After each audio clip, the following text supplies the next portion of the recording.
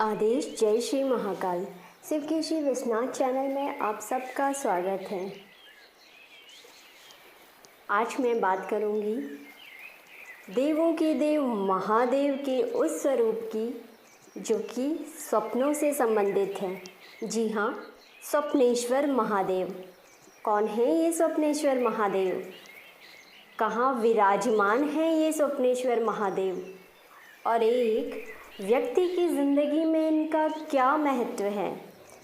आज मैं इसी विषय पर बात करूंगी, लेकिन उससे पहले मैं आपको एक स्वप्न दृष्टांत की तरफ ले चलती हूँ, जिससे आपको इस वीडियो को बेहतर समझने में मदद मिलेगी।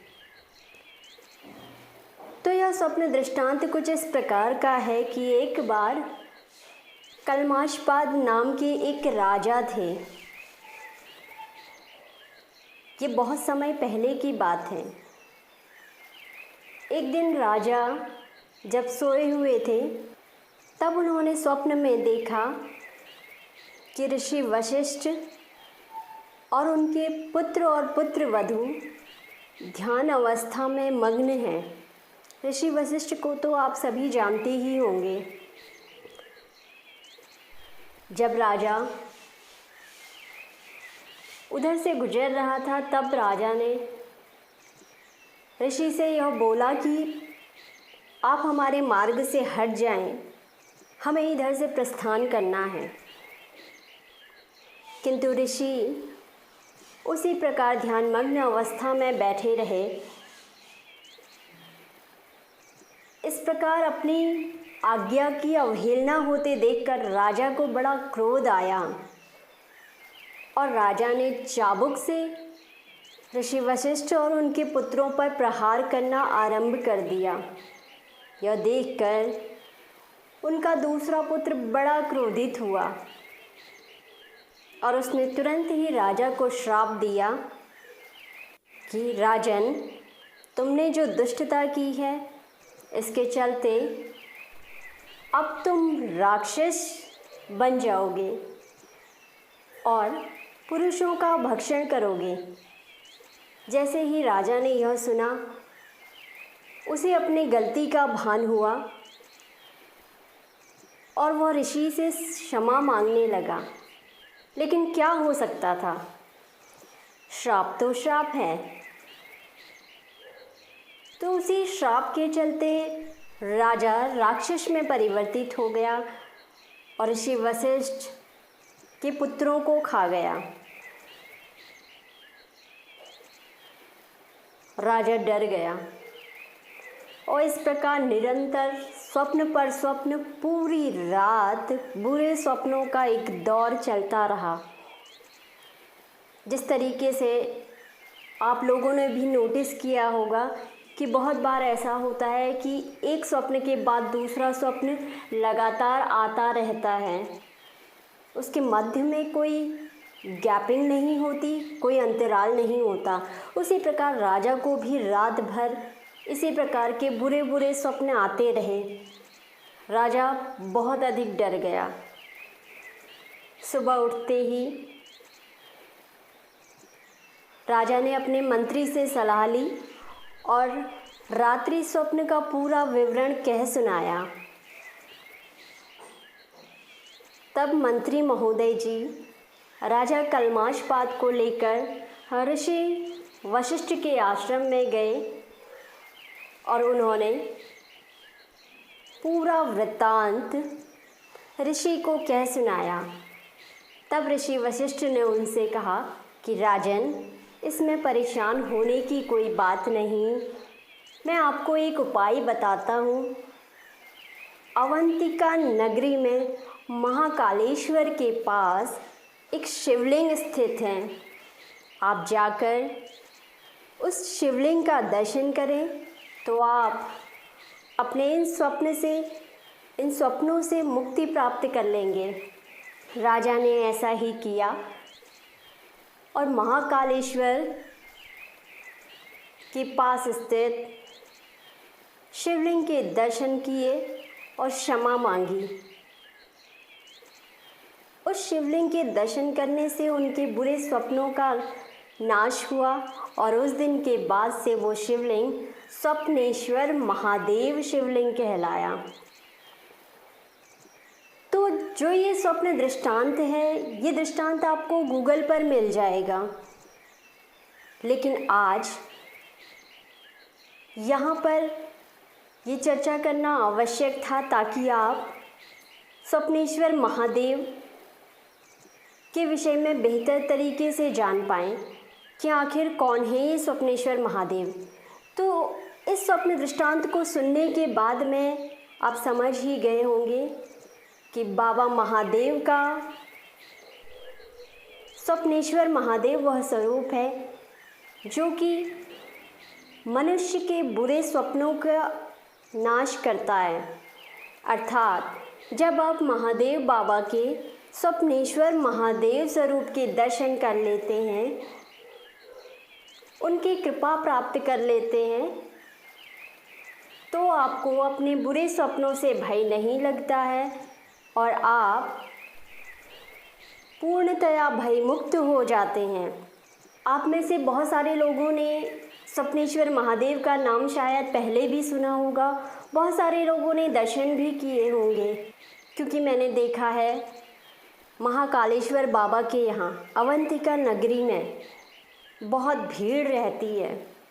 बाबा महादेव के मंदिर में, महाकालेश्वर प्रांगण में बाबा महाकालेश्वर के दर्शन के लिए, क्योंकि जो बाबा महाकालेश्वर का स्वरूप है वह विश्व विख्यात है और अवंतिका नगरी बाबा के उसी स्वरूप के लिए पहचानी जाती है और दूर दूर से भक्तगण वहाँ पर दर्शन करने के लिए आते हैं।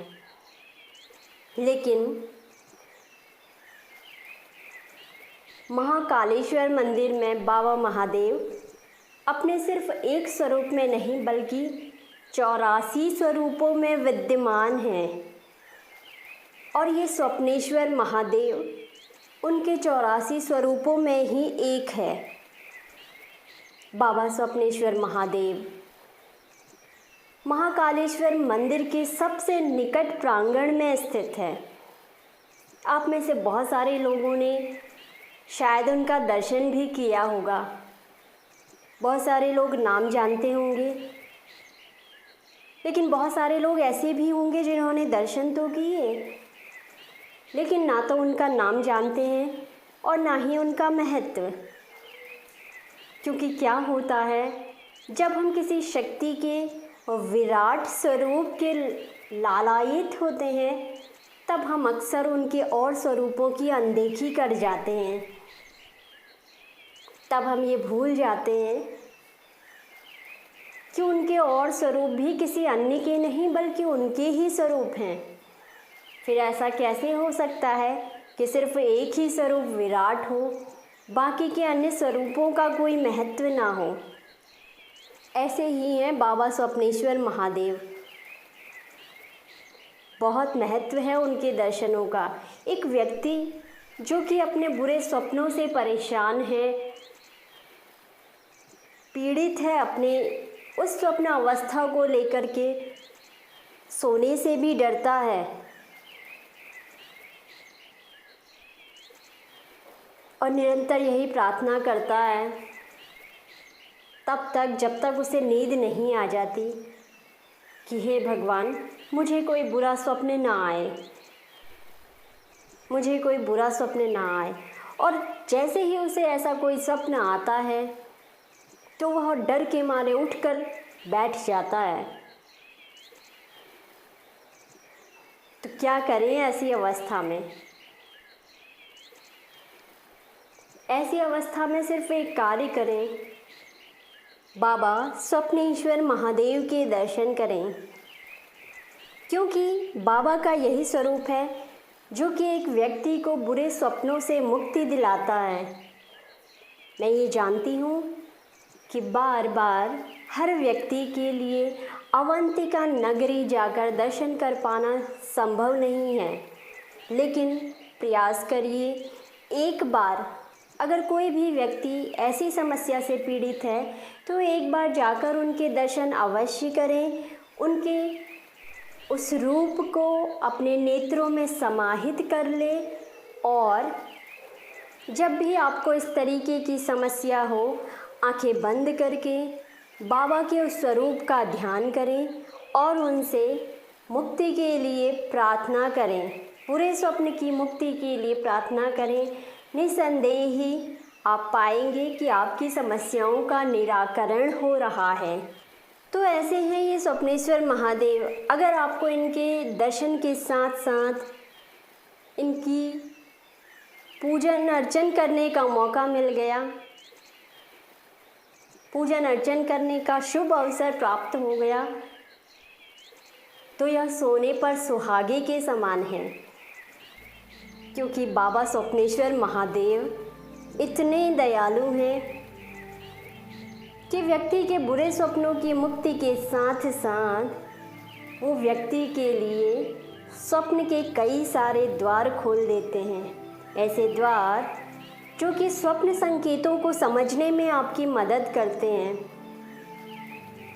ऐसे द्वार जो कि आपको स्वप्न के माध्यम से विभिन्न आयामों में जोड़ देते हैं। ऐसे द्वार जो आपको स्वप्न के माध्यम से विभिन्न प्रश्नों के जवाब दे पाने में सक्षम हैं। लेकिन बस इतना है कि उनके उस ज्ञान को, उनके उस कोडिंग को आपको समझना पड़ेगा। और समझेंगे कैसे? ज्ञान से। ज्ञान कैसे आएगा? बाबा महादेव की भक्ति से, निरंतर ओम नमः शिवाय जपने से। तो बाबा की भक्ति करिए, निरंतर ओम नमः शिवाय जाप करिए। मैं कोशिश करूँगी अगर बाबा की कृपा और उनका आशीर्वाद रहा तो आगे आपको स्वप्नेश्वर महादेव की साधना प्रदान करने की वो करिए। अन्यथा एक बार बाबा के दर्शन अवश्य करिए। जब भी आप अवंतिका नगरी जाएं तो बाबा महाकालेश्वर के साथ साथ बाबा के स्वरूप के भी दर्शन अवश्य करें। आदेश। जय श्री महाकाल।